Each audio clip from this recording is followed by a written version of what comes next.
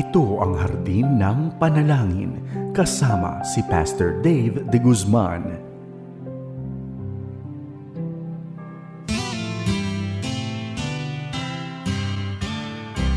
May harding mapananalanginan, doon si Jesus naghihintay. O kay ilam ng panalangin ang hardin, doon kay gandang manalangin. Tayong natulog sa luklukan ng Diyos sa hardin ng pananalangin. Isang magandang araw sa iyo, kaibigan. Kamusta ka na? Naway nasa mabuti kang kalagayan, maging ang iyong pamilya. Sa umagang ito ay patuloy tayo sa pag-aaral sa aklat ni Jude at pag-aaralan natin ang isang napakagandang paksa patungkol sa ano ba ang bilin o yung mga maituturing nating pangaral sa atin ng mga mananampalataya.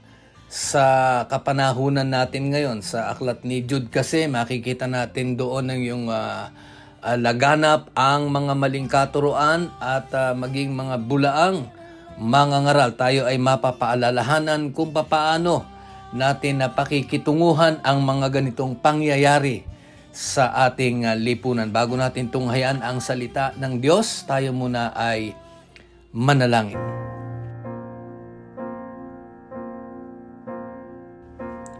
Ama namin sa langit, marami pong salamat at sa mga sandaling ito ay muli kami makadudulog sa inyong banal na salita. Nais po namin na sa maraming kapamaraanan kami po ay pagkalooban mo ng karunungan, pagkalooban mo kami ng kaalaman na tigit sa lahat pagpapalang espiritual. Naway tumimo sa aming puso at isipan ang inyong mga utos nang ito po ay aming maisapamuhay. Tulungan mo kami, Panginoon Diyos. At ngayon pa lamang sa lahat po ng aming matatanggap, nag-aalay na kami ng pasasalamat sa pangalan ni Jesus.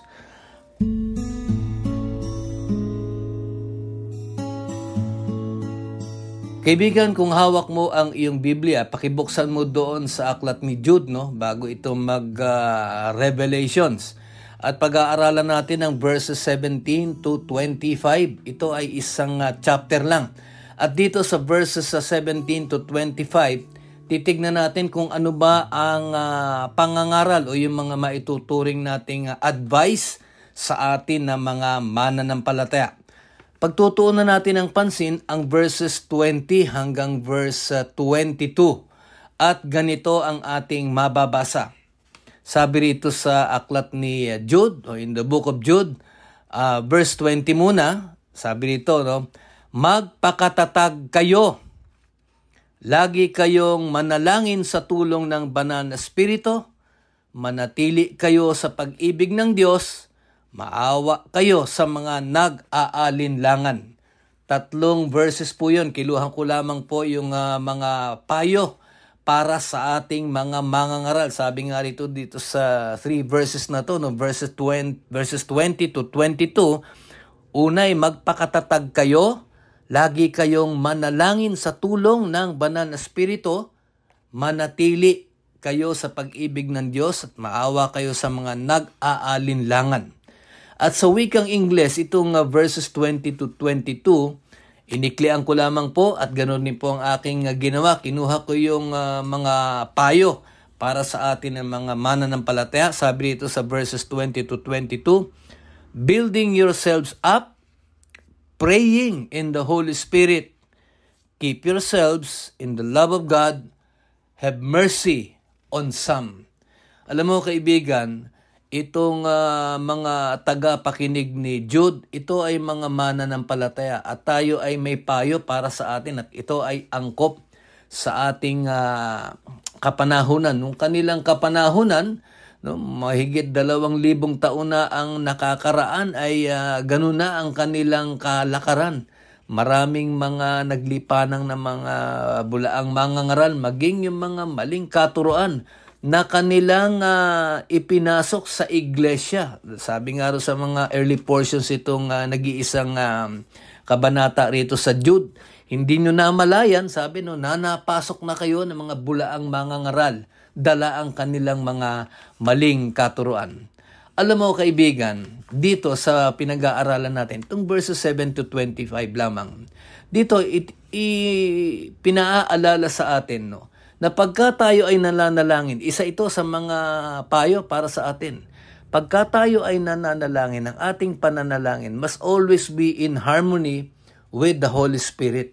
Parang sinasabi sa atin na kung tayo ay mananalangin, dapat ito ay ayon sa layon, ika nga ng banal na spirito. Yung bang maituturing natin na praying in God's will.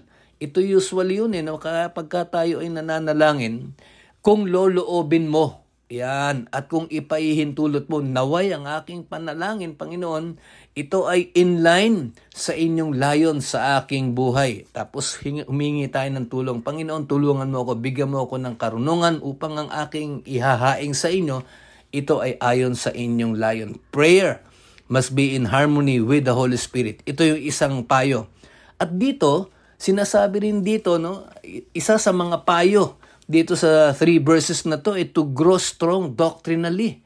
Ibig sabihin niya tayo ay maging matatag sa ating pananampalataya, sa mga kaalaman, sa mga katotohanan mula sa salita ng Diyos nang hindi tayo nahihikayat.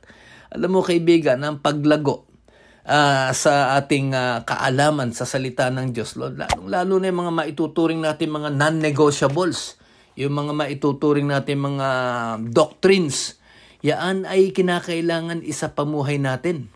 At yaan ay masusi nating pag-aralan nang sa ganun hindi tayo malinlang ng mga maling katuruan. We need to grow strong in our doctrines. Ito yung isa sa mga aral o sa mga payo dito sa mga verses na pinag-aaralan natin.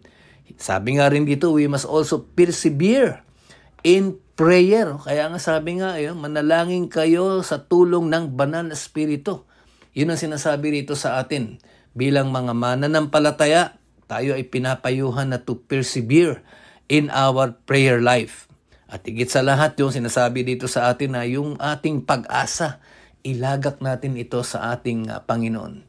Sa panahon na kung saan laganap ang lahat ng uri ng kasamaan, mga maling katuruan, alam mo, kinakailangan talaga, kaibigan, ang ating pag-asa ay sa alang-alang natin sa ating Panginoon, placing our hope in God. At alam naman natin, we also need to remind ourselves na yung mga katangian ng ating Panginoon.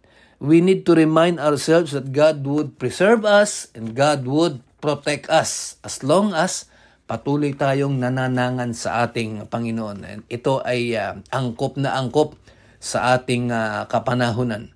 Alam mo kaibigan, tayo mga mananampalataya, tayo ay pinaaalalahanan mula sa salita ng Diyos ng ating kaligtasan. Ito ay secure sapagkat ang Diyos ang nangako na tayo ay secured ang ating kaligtasan. Mapapanghawakan natin ang pangako ng ating Panginoon.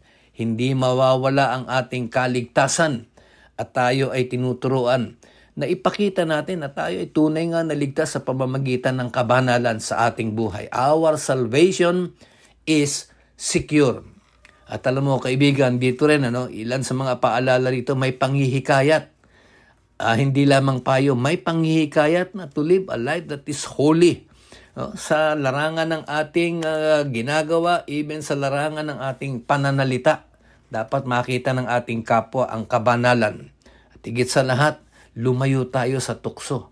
Manangan tayo sa ating Panginoon sapagkat ito ang pinakamatibay natin sandata upang hindi tayo madala sa tukso. Ang mananangan tayo sa Panginoon, mananangan tayo sa Kanyang salita.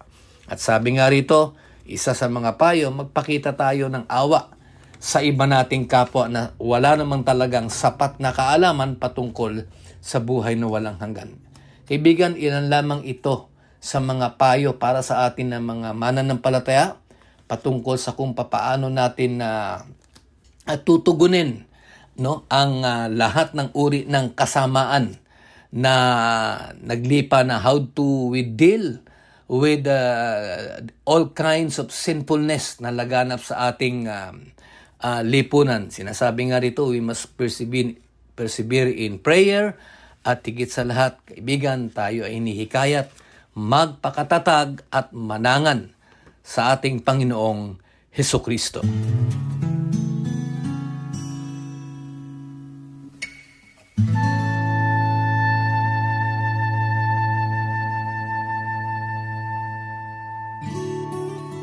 Ating ilapit sa Panginoon ang mga kahilingan ng ating mga tagapagtangkilik at mga kaagapay sa ministeryo ng FEBC. Panginoong Hesus, pinupuri at pinasasalamatan ka namin sa iyong kabutihan. Kami po'y lumalapit sa iyo para idulog ang mga listeners at mga partners para sa ardin ng panalangin. Una po sa lahat, ingatan at pagpalain ang bawat isa sa pamamagitan ng iyong banal na dugo. Patuloy mo po silang proteksyonan mula sa mga sakit at karamdaman, ganun din po sa mga masamang tao at masamang espiritu. Ang nangihina, palakasin po ninyo. Ang may mga karamdaman at may sakit, magkaroon po ng kagalingan sa pamamagitan ng iyong mga latay at bugbog sa krus ng Kalbaryo. Ang mga may problema at naguguluhan, magkaroon ng kalutasan at katugunan, sapagkat kayo po ang kasagutan at katugunan sa lahat ng mga ito. Dalangin ko rin po, buksan ninyo ang kanilang spiritual eyes, spiritual mind at spiritual understanding, at marinig ang iyong tinig o ang iyong salita na nagbibigay buhay, nagbibigay karunungan, nagbibigay kalakasan, nagbibigay pag-asa, at nagbabago ng buhay. Patuloy mo rin po bigyan sila ng kasabikan at kagutuman sa iyong mga salita, at ishare din nila sa kanilang pamilya, kamag-anak at mga kaibigan ang programa ng DCAS, lalo na ang Ardin ng Panalangin, para lalong kumalat ang mabuting balita. Itinataas ko rin po ang mga listeners at partners na ipanalangin at suportahan sa financial ang programang ito upang patuloy may taas ang Panginoong Hesus sa pamamagitan ng radio ministry. Pagpalain mo po ang kanilang kabuhayan, mga negosyo, trabaho at pamilya. Maging patutuo sila at maging liwanag para sa Diyos at maging pagpapala sa iba. Maraming salamat po. Ito po ang aming panalangin sa may pananampalataya sa aming Panginoong Hesukristo. Amen and Amen.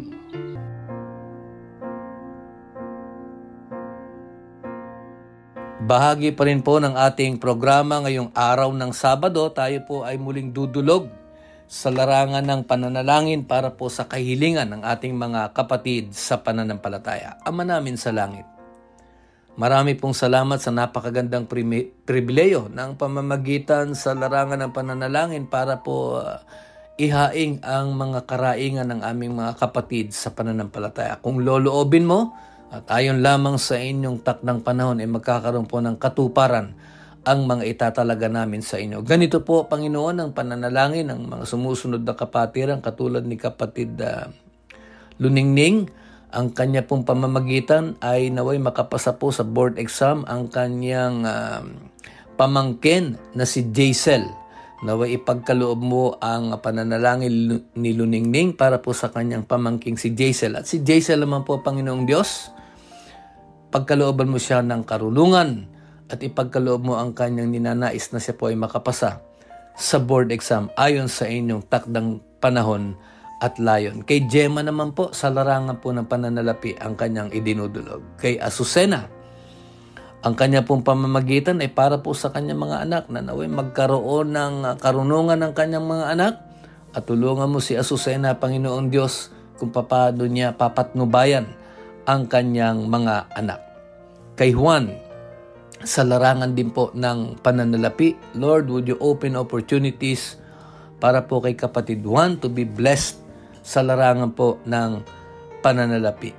Kay kapatid Paul naman po, ang kanya pong pananalangin ay naway tumibay ang kanyang spiritual life At higit sa lahat, nananalangin din po siya na, Lord, would you just provide for the needs ni kapatid Paul.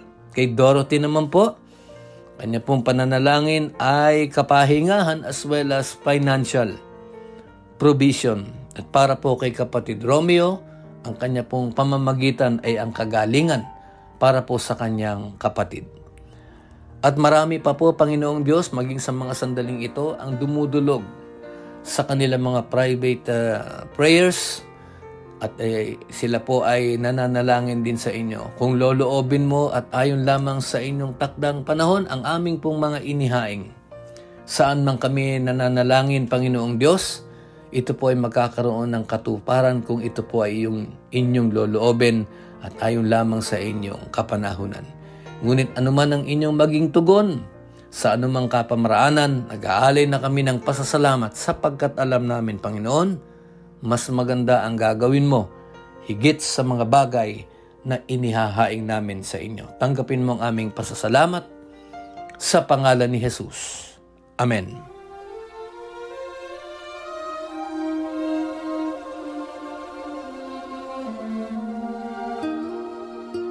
Kaibigan, tayo nga ay muling napaalalahanan, sa ating pagpapatuloy na pag-aaral dito sa aklat ni Jude patungkol sa payo naman. Ito ay dapat nating isapamuhay ang mga payo para sa ating mga mananampalataya para we would be able to deal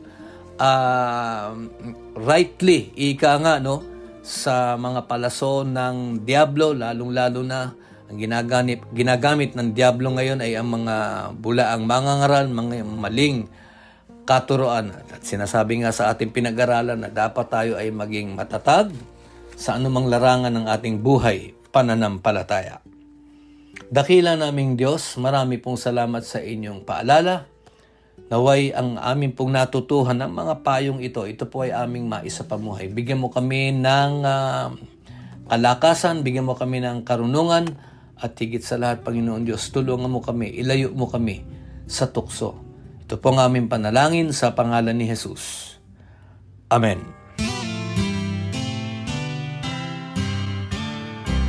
May harding mapananalangin. Kaibigan, bukas ako ay muling nag-aanyaya sa iyo upang ako ay iyong samahan dito sa ating programang Hardin ng Panalangin. Maganda ang aral, maganda ang mga paalala, kahit bukas inaanyayahan kita. Samahan mo akong muli dito sa ating programang Hardin ng Panalangin. Tandaan mo, huwag mong kalilimutan, simulan mo ang araw sa panalangin puspos. Ito'y magtatapos, pinupuri mo ang Panginoong Diyos. Ako po, si Pastor Dave De Guzman. Okay,